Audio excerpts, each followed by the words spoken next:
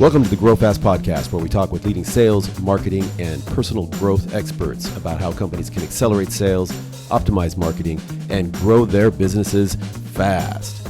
Let's go. Hey, Laura. How are you? I'm good. How are you? Pretty good. Good. I'm up here in the Pacific Northwest. Whereabouts are you located? I'm in New Mexico. New Mexico. I've never been there. I spent a lot of time in Arizona. My mom lives down there, and I do a lot of mountain biking. I love it. And I've heard that the mountain biking in New Mexico is amazing. Yeah, it's great. I have just right out my window right now, I have an amazing view of the Oregon mountains, not the Oregon mountains, the Oregon, like Oregon. Church Oregon. And I mean, it's just, they're beautiful. I grew up in Colorado, and I need to have some good mountains around. Well, Colorado has good mountains as well. That's awesome. Hey, I'm really excited to talk to you because you're the first, I would say, proposal writer that I've ever met face to face, virtually, I guess. But and I want to talk to you about the art and science of writing proposals. But before we jump into that, maybe you can tell us what is a proposal writer and how did you end up working as one? Yeah, well, that's a good question because there's a lot of, within our industry, there's a lot of, people use the word proposal writer and proposal manager almost interchangeably a lot of the time. I see them as two different jobs. Not that you can't, I mean, a lot of people do multiple jobs in their job, but, a proposal manager I see as the person who's sort of herding the cats, making sure the SMEs are sticking to the timeline, reading the proposal, doing the compliance matrix, all of that stuff, proposal management. A proposal writer on the other side, and I've done that, but the side that I was always more drawn to was the writing side. And that is sort of that just, I call it sales writing. I never hear anyone else call it sales writing, or business development writing if you don't like the word sales. But it's that sort of persuasive type of writing that I really like to just delve into, where because it is sales writing more than marketing writing, we know who exactly it is that we're speaking to. So that really gives us the opportunity to dive in, really understand what their problems are, and make sure that that is reflected very specifically in what we're presenting to them with our proposal. Well, I definitely want to talk a lot more about that because I know there's a balance there between just factually responding to an answer, but then also kind of putting that sales spin on it. And I don't mean that in a negative way. It's just like you're I guess, packaging the answer in a way that speaks to what the requesters, what they're looking for. But before we do that, again, you have worked as both a proposal manager and as a writer. But what was your first foray into proposal writing? Well, first of all, my degree is in writing. Okay, that helps. So I sort of every job I had coming up, I would always sort of volunteer to do any sort of writing that was needed. So I kind of, was able to have experience with doing a lot of different types of business writing. I also, for many years, worked in philanthropy. So I was reading a lot of proposals. So I knew exactly what it is I was looking for in proposals, even though it's very different, commercial, nonprofit, definitely differences there. But so then when I decided that I was going to be moving on from philanthropy, wanted to move more onto the commercial side of things. When I was sort of looking at, I'm like, what can I do where I can like actually write for a living and make a living, like full time write. And, I sort of just through looking at, the wanted ads, I sort of discovered this world of proposal writing. And I was like, that sounds like me. It's like, it's this very logical side to it, but there's a creative side to it. Sure. And I'm like, that's me. So that's kind of how I first got into it. I also, that first job, I did not know it when I applied, but it ended up being my first, full-time remote job. So Oh, wow. once I did that, I'm like, there's no going back for me on, Right. on remote. Well, and that's one of the great things about doing sales and also doing proposal writing is, these types of jobs, you can be remote, right? Because they're paying for your output. And as long as you're accessible, I guess I assume it works. What types of proposals have you worked on? So I've prepared proposals that are going to mostly commercial organizations, also state, local, transit agencies, counties, that kind of thing. I have worked on federal proposals. I'm not going to say that's the bulk of what I've done. I've had dabbled in that a little bit. And then as far as the organizations that I've worked with, I've done a lot of fintech, just sort of finance and technology separately as well. Oh my gosh, about a year ago, I started working with a big, insurance brokerage, and that has been, believe it or not, fun, because one of the great things about consulting is you're always getting to learn about something new. So that was an industry I knew nothing about a year ago. And now I've definitely learned a lot. But yeah, I would say, software, SaaS, and even hosted programs. I've kind of been all over a lot. Consulting. So, yeah. Are the requirements more or less the same, or do they vary by industry and by company? There's definitely a difference between the government proposals versus or really the government RFPs versus the commercial RFPs. I really like responding to the commercial ones because there tends to be a lot more freedom to kind of really showcase what it is that you have to offer. The government ones are a little more, you got to color inside the lines, and there's a lot more ways to just sort of get your proposal thrown out before anyone ever looks at it. A lot more just sort of rules and regulations. Could you give a couple of specific examples? For example, I have seen on a government proposal, literally down to the details of you need to use Times New Roman font or something like that. Whereas I have, and if you don't, depending on, they can kick you out before you ever get started. I've never seen those kinds of requirements on a commercial RFP. And then in terms of, how you respond, and you mentioned that you kind of like to add a little bit of art to the answer, put a little bit of more of a style in there, package the information. Is it same for every industry, or are certain industries are they more open to that, or do they expect that? It's all sales. Right. When you're talking about proposals. So it's all, every proposal, it's going to be about persuasion, about, and I always say I sort of specialize in non-icky sales, right? We don't want that persuasion where we're trying to beat someone over the head with it. But, so I think really commercial or government, you're really kind of trying to do the same thing. So there are not, and I know some people when they're responding to government RFPs, they feel like they need to be a little more formal, and it's just like, no, it's yes, you have to use your business voice and your corporate voice when responding, but it's still a human being who's going to be reading it on the other side. It doesn't matter that they work for a government agency. So just, understanding that you are speaking to real people. Right. And a lot of times you could just answer a question factually, or, just give them the bare minimum. But sometimes I'm guessing that the reader might not be able to connect the dots on what are the benefits for the feature that you just described, for example. So is that part of it where you're kind of explaining, hey, yes, we have this, and here's how it can help you, or? Exactly.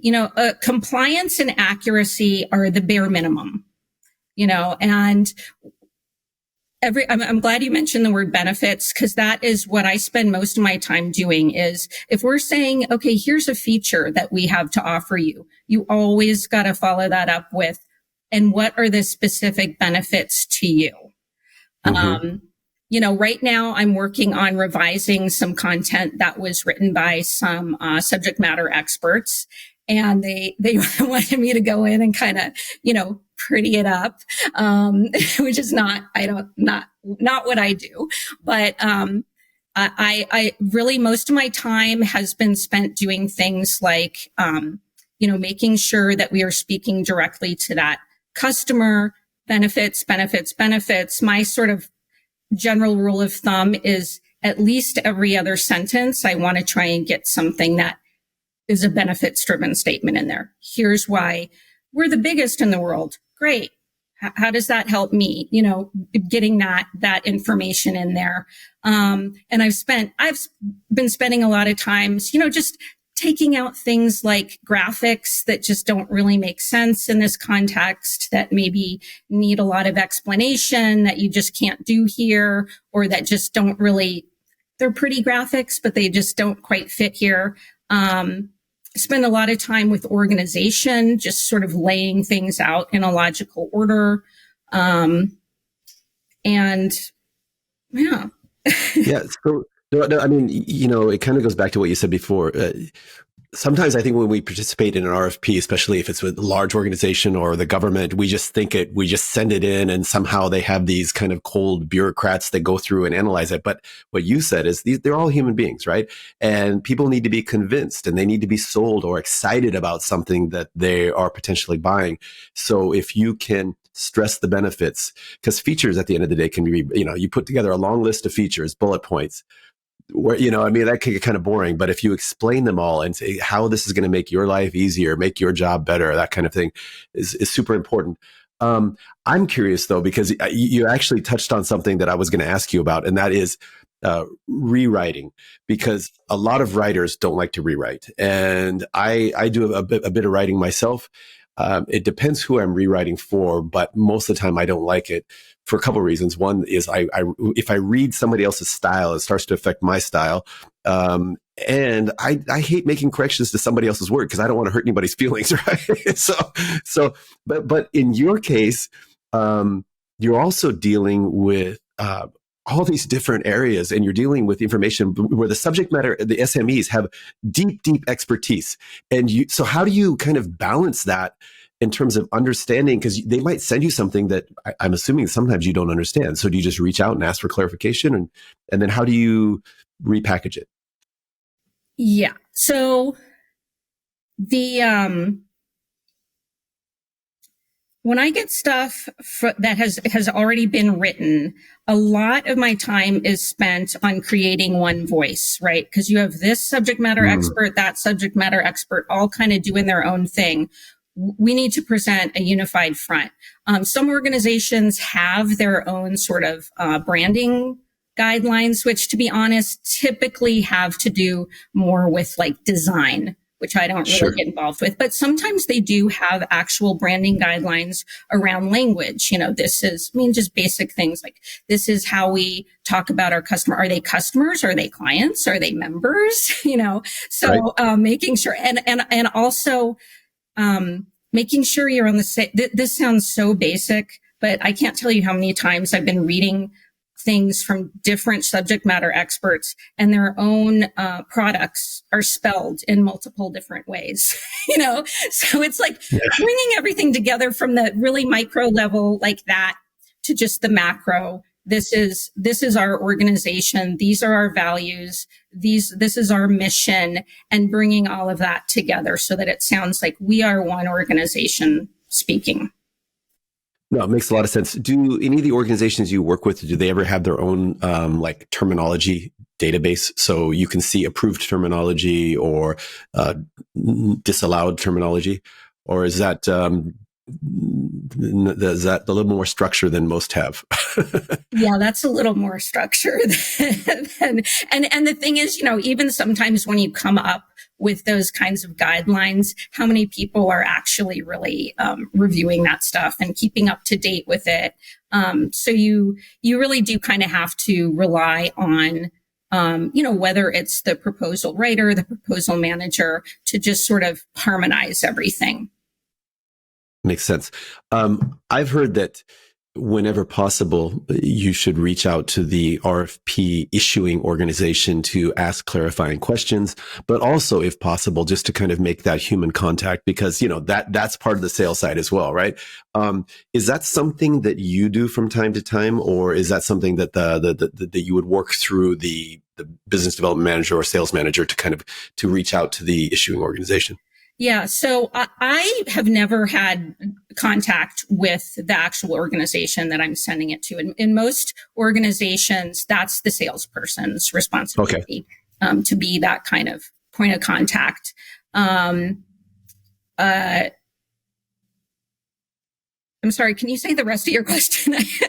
Well, I was just going to say, if you ever reach out to them, because it does help with the relationship, but it sounds like that the salesperson is going to be doing that for you. Right. If you had a question, they could ask the clarifying questions. Yeah, generally proposal teams are responsible for putting together their clarifying questions, and if I have any, I'll definitely ask.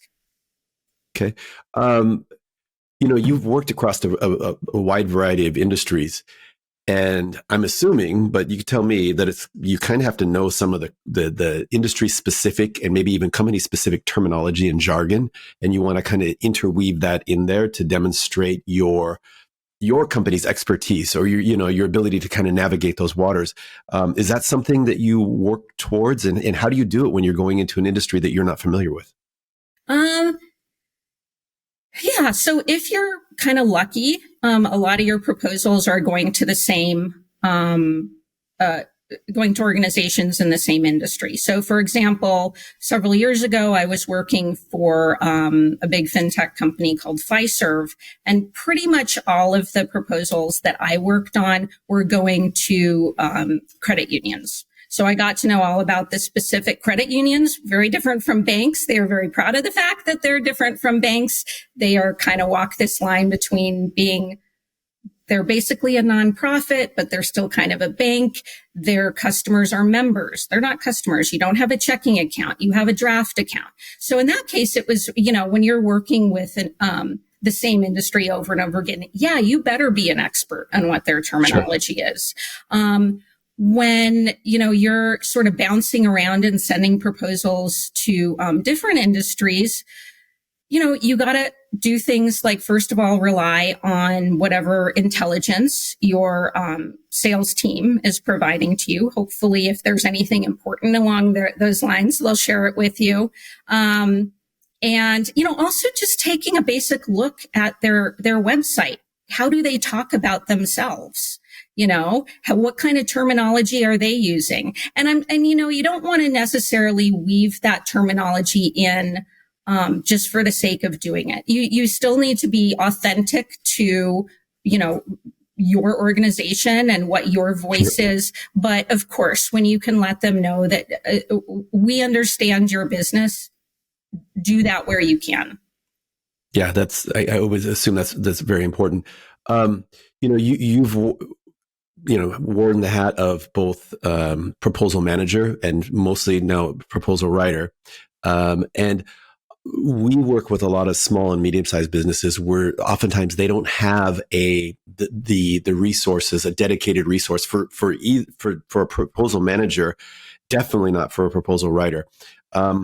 What would you say are some best practices if you put your proposal management hat on right now? Let's just say, I work for a small, medium-sized company, and whenever a proposal comes in, I have to be the one that kind of manages it. So that makes me the proposal manager. But I also have my other things, my regular day job. Maybe I'm the sales manager or something like that.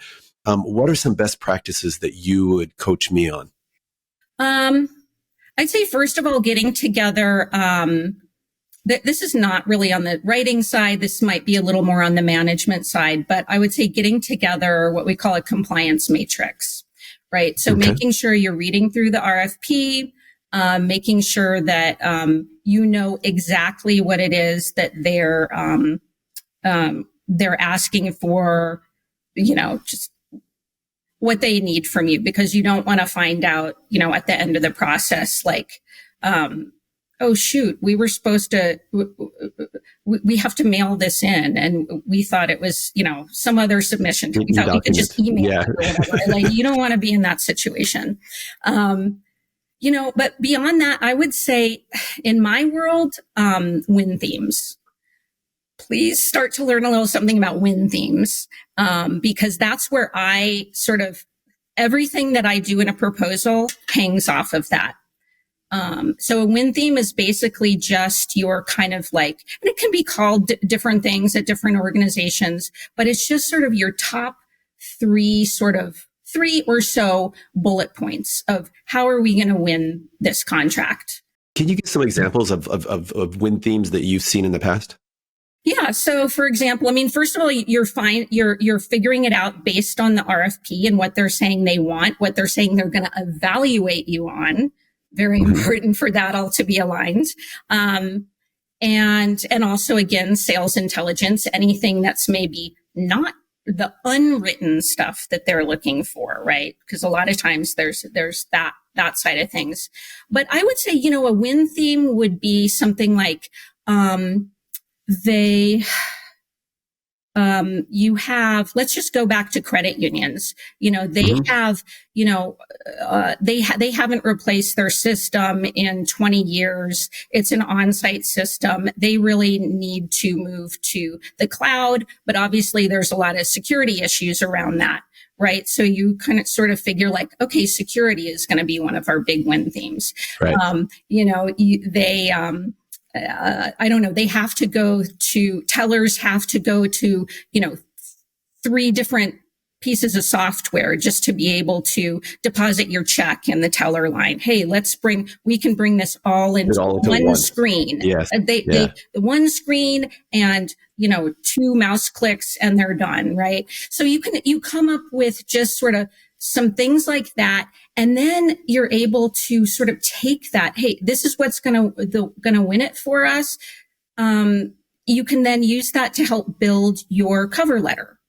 This is how we can help you. And then that cover letter, those 3 points, you take that and you can just expand on what you're talking about in your cover letter around those win themes for your executive summary, and then because you don't have a lot of staff, you can then, where to focus your time on the actual responses to the questions that they've asked. This is something that we don't need to spend as much time reviewing and making sure it's perfect.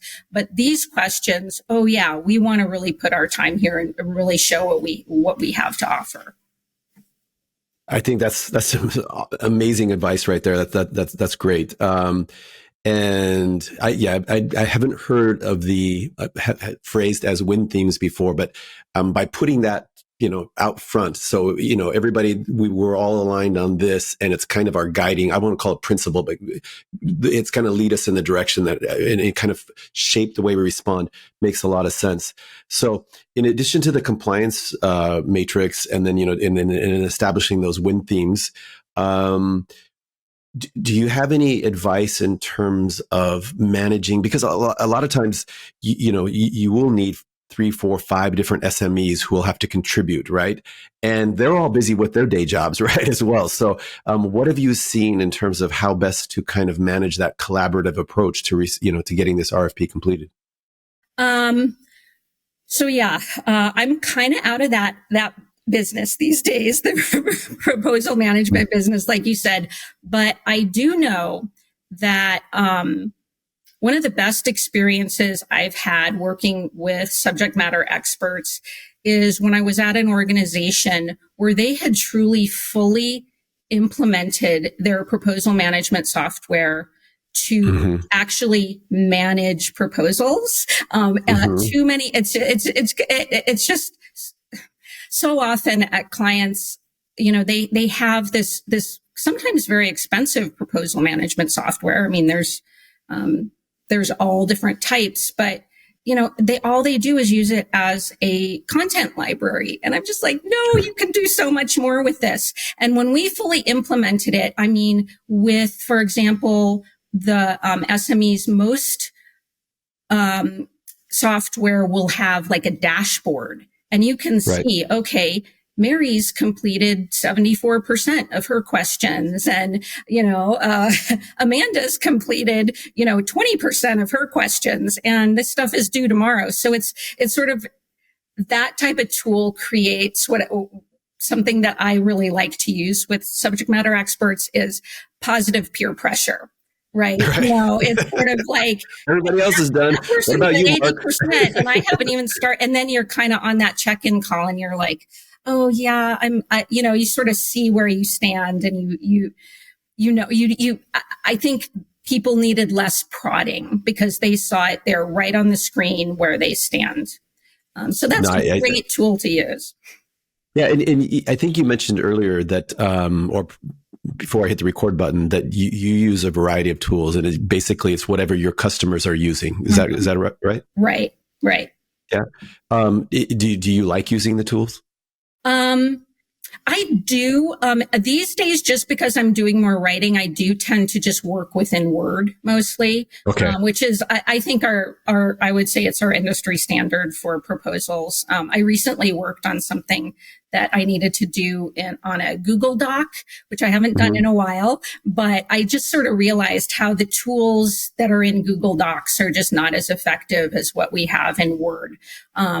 So I'm wondering how you balance that, because a lot of the tools, including ours, they'll work off of a basic kind of process of, if a similar question has been answered before, we're going to serve you that response. Okay. So simple ones is, when was your company founded, established, created, et cetera? And it was founded, created, established in 1989. Right. I don't want to revise that. I don't want to make any changes to it. I don't want to spend any time on it at all. So I just accept, right? Now I could ask for a longer kind of describe your platform or service at a very high level, something like that. And then I might get an answer. Now, as a proposal manager, I'd be like, excellent, it's done. But as a proposal writer, are you going to take that and see how you can, if it's been used before and improved, are you just going to accept it, or are you going to kind of massage it, polish it? How do you manage that? I would definitely, at the very least, everything that we do is always time dependent, right? If someone gives this to you 5 hours before it's due, you're going to have a different process than if you get it 5 days before it's due. But I would say at the bare minimum, I would check it for just some of those basic things that can kind of slip in. Maybe that response was kind of really personalized for the last customer. So just make sure none of that sort of personalization slips in. We put the wrong industry in there, or God forbid, the wrong name. A lot of that stuff, a lot of organizations do use, merge codes for that kind of stuff. So it's going to be right. But yeah, I definitely will take a look also just dealing with the one voice issues. I don't know, this content library has probably been created over the years by dozens, if not hundreds of people. So always checking, that we're all speaking in the same voice. But yeah, I would definitely, certain things, if you're doing, tons of proposals, yeah, you probably don't need to check the one that's like, what's your company history? You've read that a million times before. Although every once in a while, it is good to refresh that. That's not necessarily part of the process for this particular proposal, but just as far as your basic content management processes, just ongoing refreshing your information. It can get kind of stale after a while. And when you think it's stale, your clients are going to be able to see that. Sure. It's funny because I've been working in the workforce probably longer than the average person in the workforce. And what I've noticed over the years is things have become increasingly casual, especially I would just say email communications. And I get people don't know me and they'll be like, "Hey, Mark, I thought I'd send this over." And I'm like, "Hey, Mark." And when I first saw that, I was like, "Whoa, whoa." Because that was like a very casual way to address somebody when I was getting started. Um, and I find that in kind of many areas of business, things are just becoming much more casual. The whole suit and tie. Nobody wears a suit and tie anymore that I know, unless you're in a couple of specific areas of finance, maybe law. But when it comes to proposal writing, how do you notice a general trend towards more casual phraseology, or do you tend to keep it? Do you are things expected to maintain a certain amount of formality?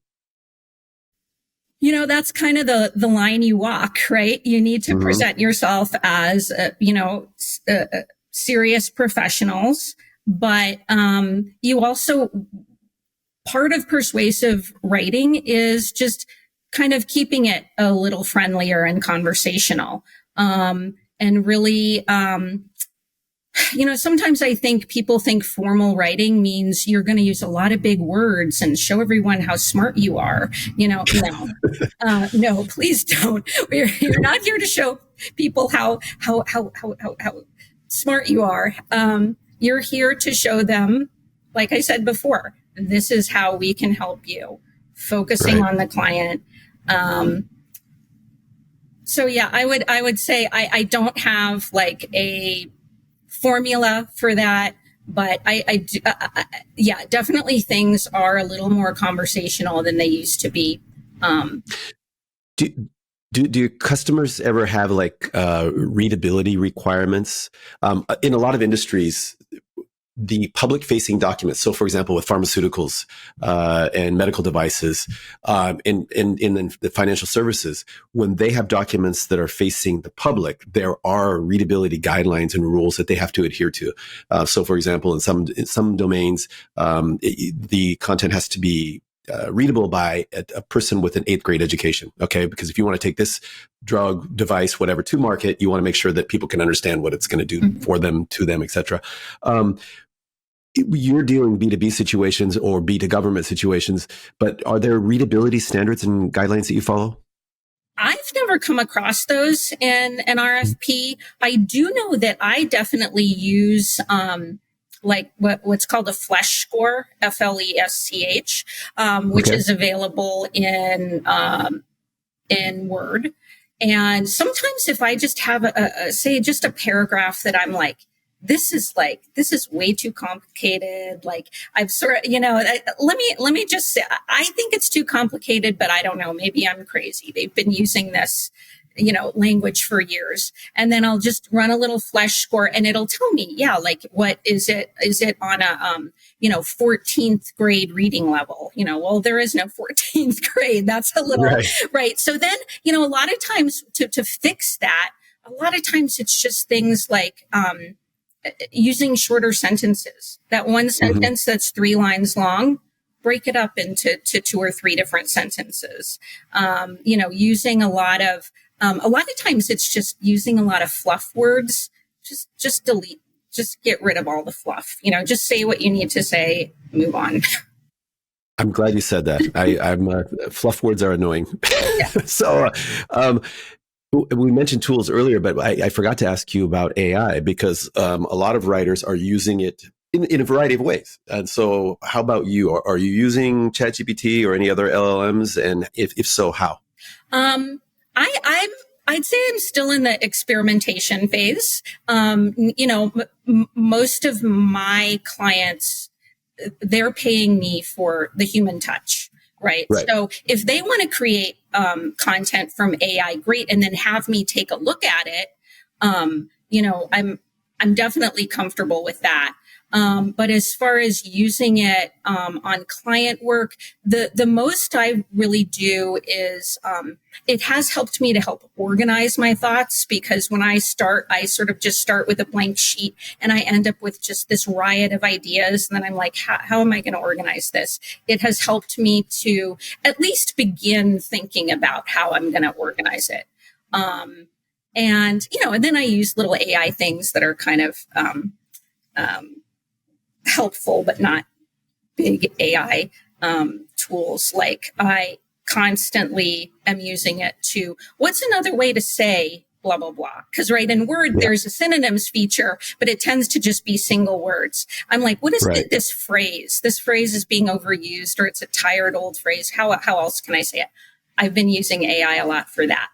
But otherwise, yeah, I don't think my clients aren't paying me to produce AI content. Yeah, I mean, I agree with you in terms of how I'm using AI as well. A lot of times, sometimes I'm looking for some, what's the word, inspiration, or just a kind of like, I want to brainstorm with somebody and I'm by myself. And so I'll brainstorm with ChatGPT, and sometimes it works and it'll give me, oh, you know what, maybe I could do it like this. It's not necessarily doing my job, but it's helping me kind of think of different directions that I could take it. So it can be quite helpful. Yeah. And I did recently speak with someone who's a proposal consultant who is using AI. I think they would consider themselves more of on the management side than the writing, but they do need to create writing for their proposals. And, they told me they are very upfront with their clients. They're going to be using AI to create content. And so as long as you're upfront with whoever it is that's paying the bills, fair game. Makes sense. I asked you to give some thoughts or advice about the proposal management role. What about somebody who is not a professional proposal writer, but they've been given that responsibility of, you've got to go through here. And I think you've already given some really good advice, but if you could summarize it, say, okay, you're not a professional proposal writer, but here are the top 2 or 3 things that you should be looking at when you're going to go through and rewrite the responses. What would those be? Okay, so they're rewriting their responses. They're not rewriting or creating. I should, yeah. Okay. They're responsible for getting this content out the door. So, okay. I'm a huge fan of.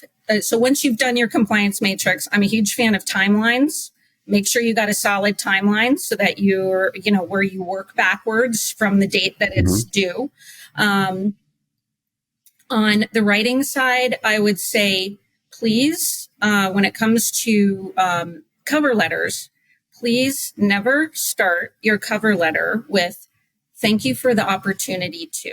Okay, that no matter how much time you put into your letter, as soon as someone sees that first sentence, it's not going to get read. They're going to say, "This is a cover letter I've read a million times before." It's going to get skipped over. I know this from back when I was reading proposals, right? So what would be a better way to start it? Something about them, something about their successes, your customer, maybe there's been something about them in the media recently. Hey, lead off with that. This is great to see that you win this award or whatever it is. Also starting off with the, problems that they might have. We understand that you don't want to say we understand, but starting off with, your issues are X, Y, and Z, which you've taken from the RFP. These are your issues at X, Y, and Z. We'd like to help. Right? Yeah. You're demonstrating that one, you've done a little research, you understand the organization, and you're also not just starting off in a generic sales kind of. Thank you for this opportunity. We were really excited for this opportunity to partner with you, and blah blah blah blah. Yeah, because that's all about you, right? That's about it's, the opportunity. You get it. That totally makes sense. What industry resources, organizations, events, periodicals, websites are out there for people who want to learn more about proposal writing? APMP is, the primary organization that supports proposal management professionals.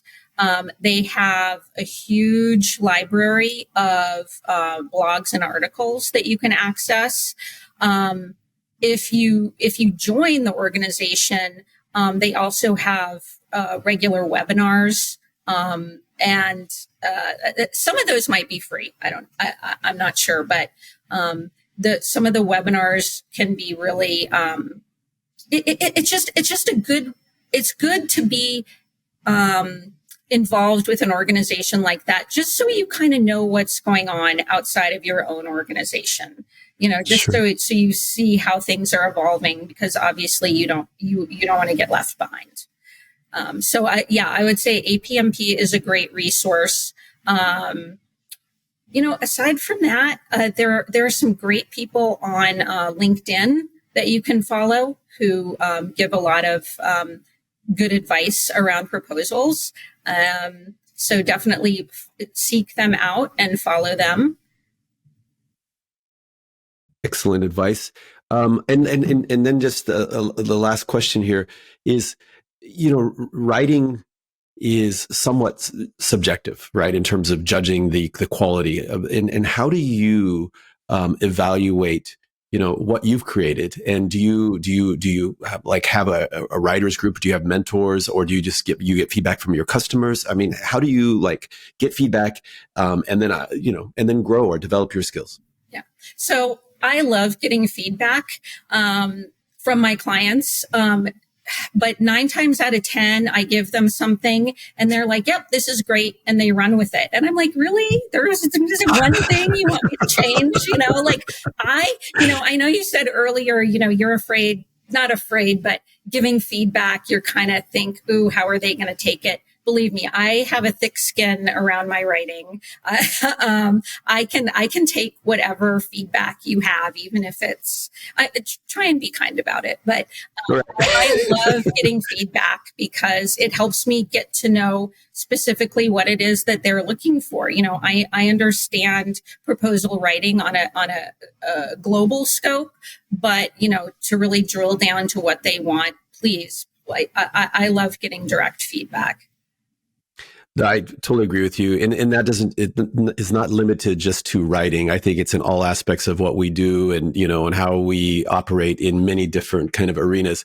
If we can get that kind of honest, open, and hopefully kind feedback, that's how we become self-aware and hopefully, can, improve. So that's awesome.